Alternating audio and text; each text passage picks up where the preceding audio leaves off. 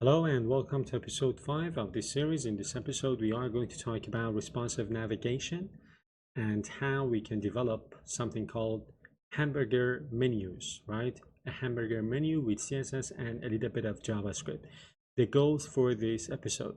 First, we're going to talk about navigation menus and why navigation menus need special handling on smaller screens.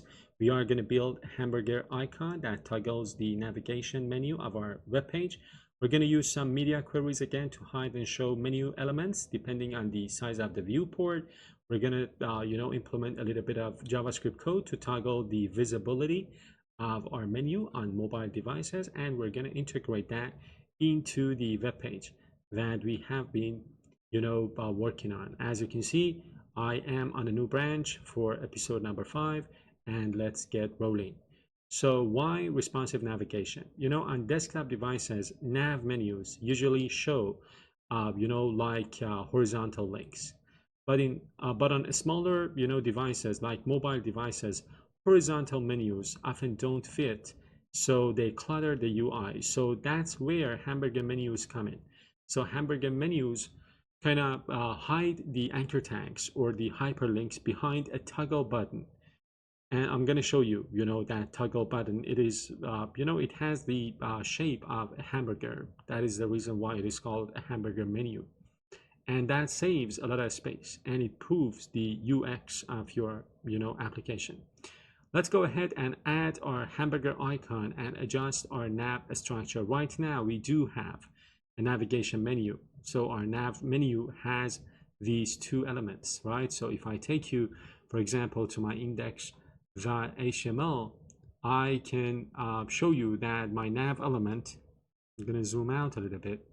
So my nav element, as you can see here, has an unordered list inside of it with two li elements. I'm going to change that.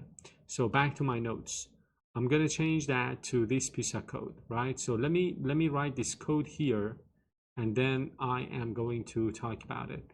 So I am going to, remove this and write the new version of my hamburger menu. So it's basically a button. It has a Unicode character of our hamburger, and then we have our li elements inside of our ul. I'm going to remove this. I'm going to save this and get back to my notes. So this is the code we wrote for rendering our hamburger menu, and this is what we get here, right? So let's talk about a few things. Area label is the first one. What is this area label? So area label stands for, area stands for accessible rich internet application. So it's an attribute. So it provides an accessible name for screen readers. If you want to make your web pages, if you want screen readers to be able to read the content of your web pages correctly and efficiently, you need to use this attribute from time to time. So it provides an accessible name for screen readers to announce to users with visual impairments. Why it's used here in this, on this button?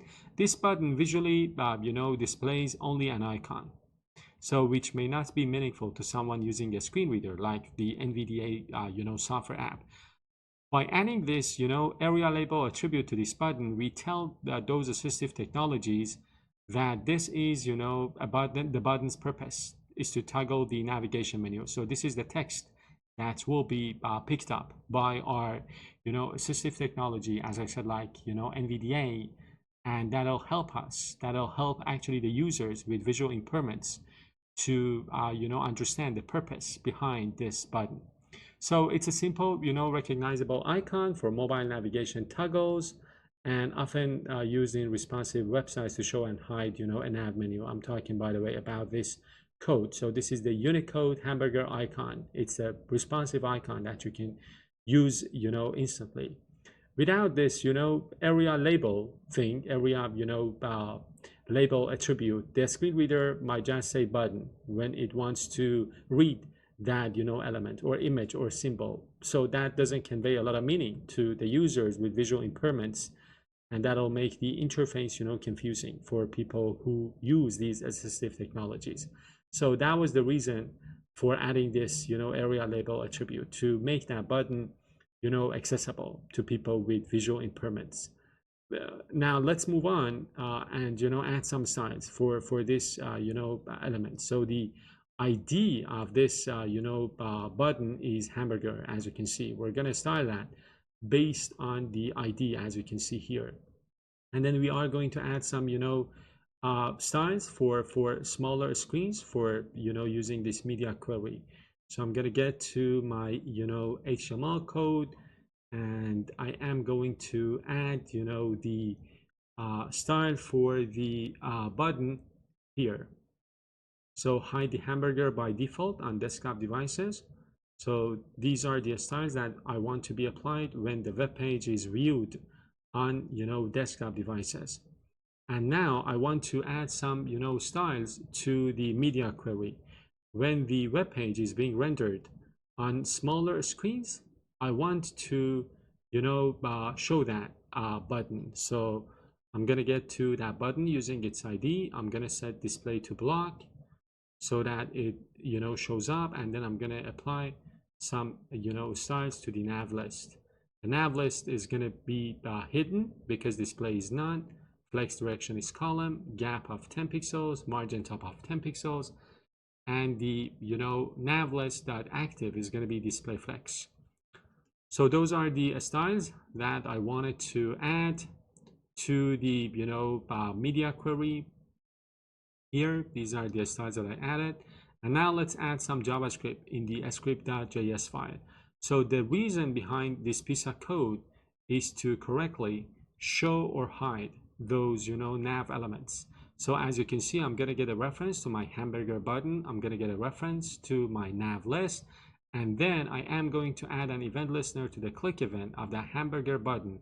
And what it is going to do, it is going to toggle the class list using active.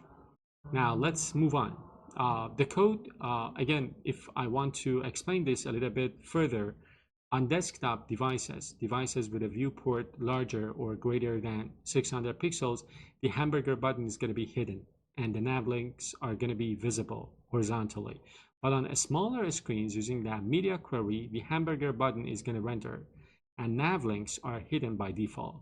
When the hamburger is clicked on a smaller screen, so that JavaScript code toggles the active class on the nav list to show or hide menu vertically. And that is the classic, simple hamburger menu pattern. And by toggling that active class based on the style that we have here, as you can see here, for the nav list with this active class, we are going to set the display to flex. Now in our JavaScript code, I'm going to write that piece of code that I just talked about.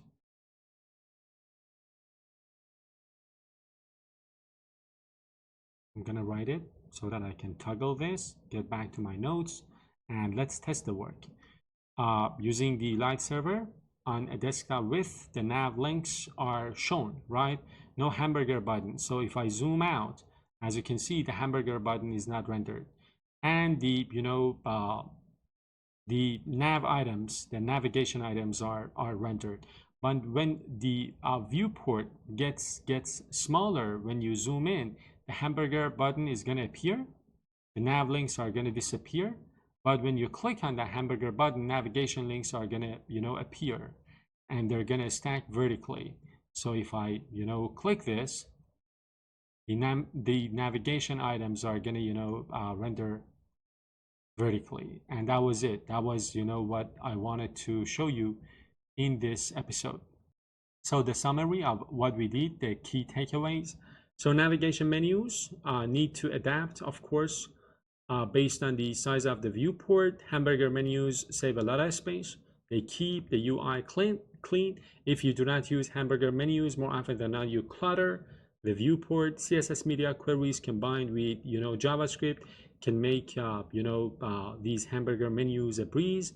JavaScript basically toggles the CSS classes applied to a UI element and this pattern again is used when you want to make your web pages more accessible on the smaller screens. I hope you enjoyed watching this video. If that's the case, as always, consider subscribing, share this video with a friend, and I will see you in the next one.